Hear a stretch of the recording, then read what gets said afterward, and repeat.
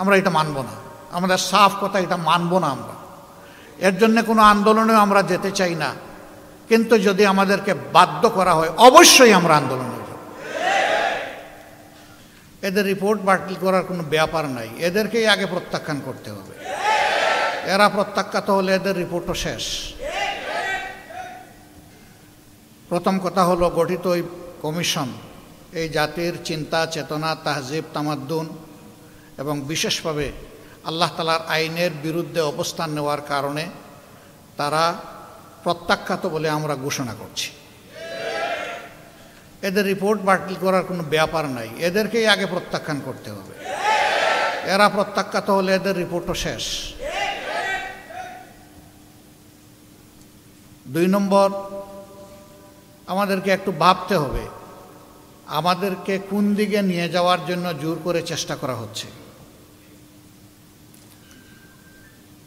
আমাদের শিশুকালে আমরা দেখেছি আমাদের শিক্ষাদান শুরু হতো মক্তবের পাঠ দিয়ে। সকালবেলা মক্তবে যেতাম, ওখান থেকে আসার পরে গোসল করে মা কাপড় পরিয়ে বই হাতে ধরিয়ে স্কুলে পাঠিয়ে দিতেন। এখন খুবই পরিকল্পিতভাবে সবাই মক্তবের এই ধারাকে শেষ করে দেওয়া হয়েছে। বাচ্চা ঘুমাচ্ছে, তাকে কাঁধে ফেলে মা স্কুলের দিকে রওনা করেছেন, ওই মক্তবে যাওয়ার ওই সময় এটাই কেড়ে নেওয়া হয়েছে। ইকরা বিস্মি রাব্বিকাল্লাযী খালাক দিয়ে যে শিক্ষা মুসলমানের বাচ্চা শুরু হওয়ার কথা, সেটা অন্য কিছু দিয়ে স্কুলে গিয়ে শুরু হচ্ছে। এই জায়গাটা শেষ করে দেওয়া হয়েছে। সেই প্রজন্মেরই কিছু লোক হয়তো আজকে তারা গোটা নারী সমাজের প্রতিনিধিত্বের কথা বলে সমাজকে বিভ্রান্ত করছেন। তারা কারা? কোরআনের সংস্কারের দাবি নিয়ে আমাদের সামনে এসেছেন। আমাদের কোনো অধিকার আছে তাদেরকে এই অধিকার দেওয়ার? আমরা কে? এই কোরআন আল্লাহ তাআলা নাজিল করেছেন এবং এটার হেফাজতের দায়িত্ব আল্লাহ তাআলা নিজে কবুল করেছেন। কিয়ামত পর্যন্ত কেউ এখানে কোনো পরিবর্তন আনতে পারবে না। এরা এত দুঃসাহস কিভাবে দেখালো যে বাংলাদেশে কোরআনের আয়াত এরা পরিবর্তন করে ফেলবে? হ্যাঁ, নিশ্চয়ই তাদের পিছনের কোনো শক্তি তাদেরকে উস্কানি দিচ্ছে। কেন এই মুহূর্তে এই উস্কানিটা কেন? এই সরকারের তো এটা এজেন্ডা হওয়ার কথা না, আরও বহু গুরুত্বপূর্ণ বিষয় রয়ে গেছে। ওগুলা বাদ দিয়ে ওগুলা নিয়ে কোনো কুল কিনারা নাই, হঠাৎ করে এটা সামনে নিয়ে আসা কেন? এর মূল কারণ, স্বাধীন বাংলাদেশে 54 বৎসরে মানুষ যা আশা করেছিল পেয়েছে তার উল্টাটা। এই সমাজকে বিভিন্নভাবে কুড়ে কুড়ে ধ্বংস করা হয়েছে। এখন এদেশের দিনদার ইমানদার যে শক্তিটা জেগে উঠেছে, তাকে নিয়ে মানুষ নতুনভাবে স্বপ্ন দেখা শুরু করেছে। এই জায়গায় ইসলামী শক্তির মুখোমুখি আরেকটা শক্তিকে দাঁড় করিয়ে দেওয়া হচ্ছে,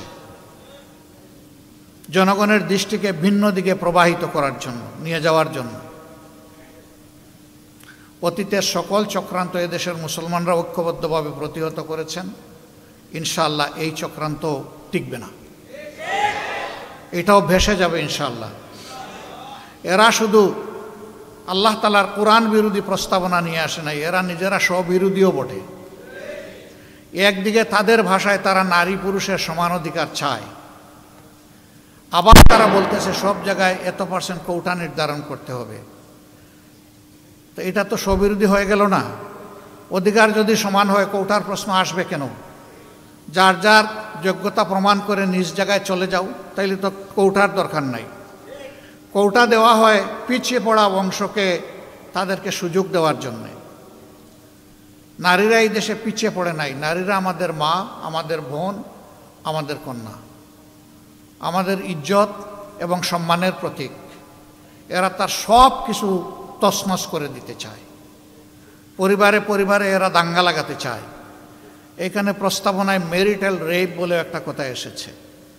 রেপ তো রেপই, রেপ তো দুইটা অসৎ পুরুষ আর নারী যখন একত্রিত হয় বিবাহ বহির্ভূত পন্থায়, সেটার নাম রেপ হবে। বিবাহিত জীবনে রেপের প্রশ্ন আসলো কেন? এর মাধ্যমে স্বামী স্ত্রীতে ঝগড়া লাগিয়ে আমাদের আদালতগুলোতে এই মামলা দিয়ে পরিপূর্ণ করে দেওয়া এদের উদ্দেশ্য। এরা সমাজের বিপর্যয়ের জন্য এই প্রস্তাবনাগুলো এনেছে। এই জন্য আবারও বলি, এ টু জেড আমরা এই কমিশনই মানি না। কিসের ওদের আবার রিপোর্ট? কমিশন থাকলে রিপোর্ট হবে। যদি এই সংক্রান্ত নারীদের অধিকারের কোনো জায়গা যদি ক্ষুণ্ণ হয়ে থাকে, সেইটাকে যদি আবার সামনে আনতে হয়, তাহলে অবশ্যই এ দেশের বেশিরভাগ মানুষের ইমান, আকিদা, তাহজিব, তামুদ্দুনের উপরে যারা বিশ্বাস রাখেন তাদেরকে বাদ দিয়ে নয়, তাদেরকে প্রাধান্য দিয়েই কমিশন গঠন করতে হবে। এই কমিশনে দুঃখজনকভাবে সেই রকম একজন নারীকেও রাখা হয়নি। এখানেই তো এটা পক্ষপাত দুষ্ট। আমরা এটা মানব না, আমাদের সাফ কথা, এটা মানব না আমরা। এর জন্য কোনো আন্দোলনেও আমরা যেতে চাই না, কিন্তু যদি আমাদেরকে বাধ্য করা হয় অবশ্যই আমরা আন্দোলনে যাব। সম্মানিত ভাইয়েরা, যেহেতু নামাজের সময় হয়ে গেছে, আরও গুরুত্বপূর্ণ ব্যক্তিরা রয়েছেন, তারা কথা বলবেন। এই জন্যে আমি আমার দলের পক্ষ থেকে আজকের এই আয়োজনের প্রতি পূর্ণ সংহতি প্রকাশ করার জন্য এখানে এসেছি। ইনশাআল্লাহ আমরা হাতে হাত ধরে দিন এবং সমাজের সকল কল্যাণকর কাজ একসাথে করব ইনশাআল্লাহ। এবং আমরা বার্তা দেব যে আমাদেরকে ভাগ ভাগ, টুকরা টুকরা করে তোমরা আমাদের মাথায় আর কাঁঠাল ভেঙে খেতে পারবে না। আল্লাহ তাআলা আমাদেরকে তৌফিক দান করুন। আমাকে এখানে দাওয়াত দিয়ে দুটি কথা বলার সুযোগ তৈরি করে দেওয়ার জন্যে আমি আবারও আয়োজক সংস্থার প্রতি আমার গভীর কৃতজ্ঞতা জ্ঞাপন করছি এবং রাব্বুল আলামিনের দরবারে তৌফিক চাচ্ছি সকল ষড়যন্ত্রের বিরুদ্ধে আমরা বুক টান করে, বুককে শক্ত করে, মহান রবের উপর ভরসা করে আমরা যেন সব ষড়যন্ত্র মোকাবেলা করতে পারি। আল্লাহ যেন তৌফিক দান করেন ইনশাআল্লাহ। আগামীর বাংলাদেশ হবে ইনসাফের বাংলাদেশ, যার উত্থান ঠেকানোর জন্য আজকে এই সুরসুরে দেওয়া হচ্ছে সেই কোরআনের বাংলাদেশ। সবাইকে ধন্যবাদ। আসসালামু আলাইকুম ওয়া রাহমাতুল্লাহ।